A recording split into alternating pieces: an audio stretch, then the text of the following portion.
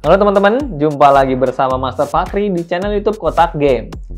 Perdebatan antara Steam Deck dan ROG Ally lagi rame nih di kalangan para gamer. Keduanya memang menawarkan performa yang menarik bagi gamer pecinta konsol handheld. Sama-sama membawa jeroan APU dari AMD dan cukup kuat untuk menjalankan game-game AAA dengan lancar. Nah, sambil menunggu ROG Ally resmi masuk ke Indonesia, Master mau mengulas kembali nih konsol handheld keluaran dari Valve, yaitu Steam Deck. Nah, menurut Master, ini waktu yang tepat ya untuk membeli Steam Deck karena di marketplace lagi diskon gede-gedean. Cuma 7 jutaan, kita udah bisa dapat Steam Deck. Tenaga APU dari AMD menggunakan prosesor AMD Ryzen Zen 2, GPU RDNA 2, dan RAM-nya 16 GB. Spesifikasi lengkapnya bisa kamu lihat berikut ini.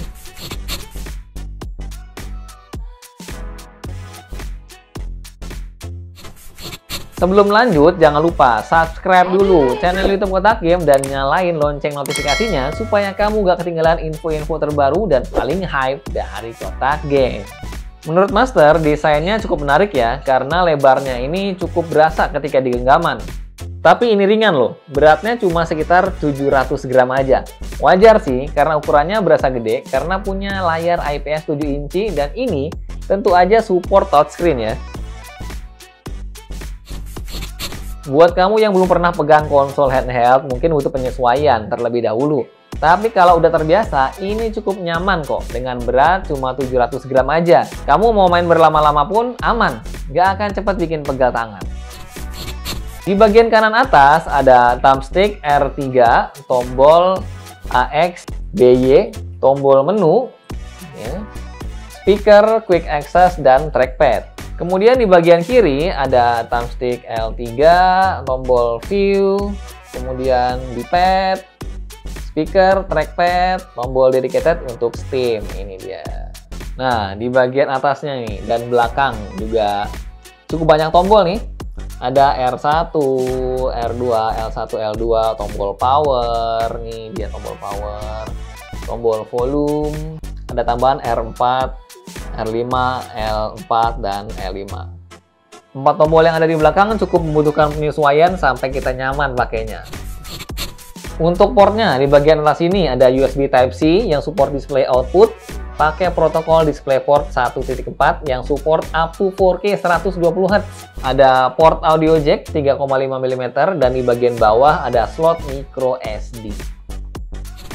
Untuk konektivitas wirelessnya, Steam Deck ini ada Bluetooth 5.0 dan Wi-Fi dual band. Bisa dikatakan ini cukup lengkap untuk urusan konektivitas sebuah konsol handheld. Steam Deck ini pakai APU AMD Zen 2 dan GPU-nya pakai RDNA 2, RAM-nya 16 GB. Spesifikasinya ini menghasilkan performa yang menarik. Nanti kita lihat hasil benchmark-nya seperti apa ya. Sebagai catatan, Steam Deck yang Master pegang ini, storage-nya udah di-upgrade dari 64 GB jadi 1 TB. Dan OS-nya diganti jadi Windows 10. Alasan ini diganti dari Steam OS ke Windows supaya banyak game, launcher, dan emulator yang bisa diinstal. Selain game-game AAA, Master juga bakal main game-game emulator di Steam Deck ini nih. Master bakal nge-push Steam Deck ini untuk mengeluarkan performa maksimalnya. TDP di set ke 15 watt, GPU 1600 MHz, dan profile CPU max. Berikut adalah hasil pengujian gamenya. Dengan setting performance tadi, bisa dilihat hasil benchmark gamenya cukup bagus ya. Untuk game The Last of Us Part 1, setting grafis low masih bisa tembus rata-rata 36 fps.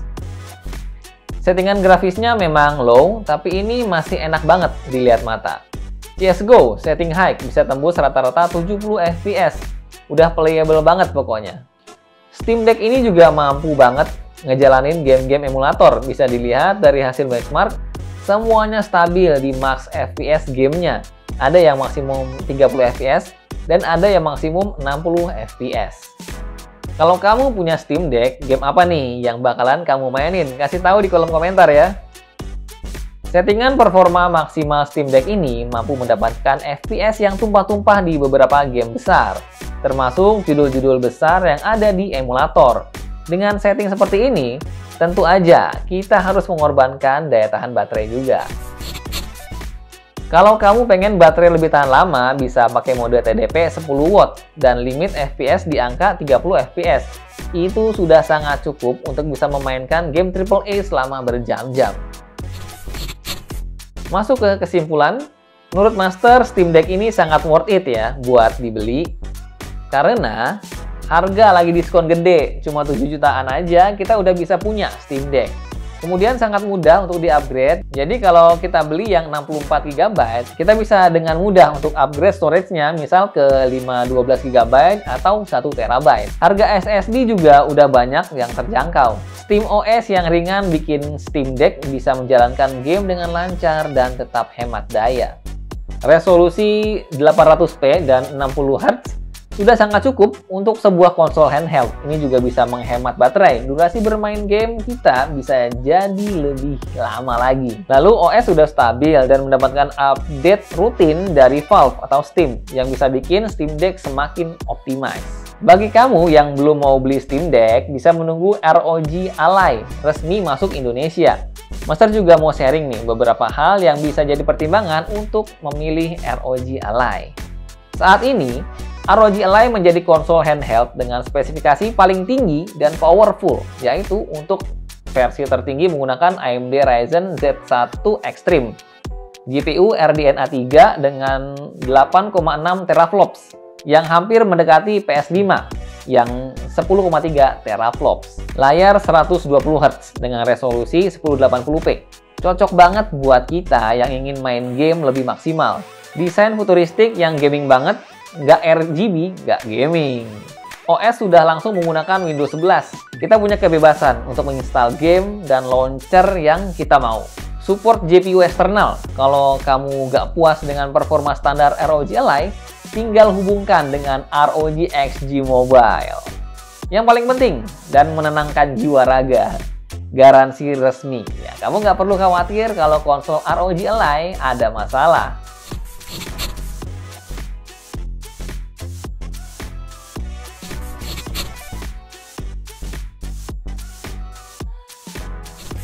Kalau kamu disuruh memilih antara Steam Deck atau ROG Ally, kamu bakal pilih yang mana? Tulis di kolom komentar ya. Nah, itu dia review Steam Deck dari Kotak Game. Jangan lupa like video ini kalau kamu suka. Jangan lupa kasih komentar di bawah ya.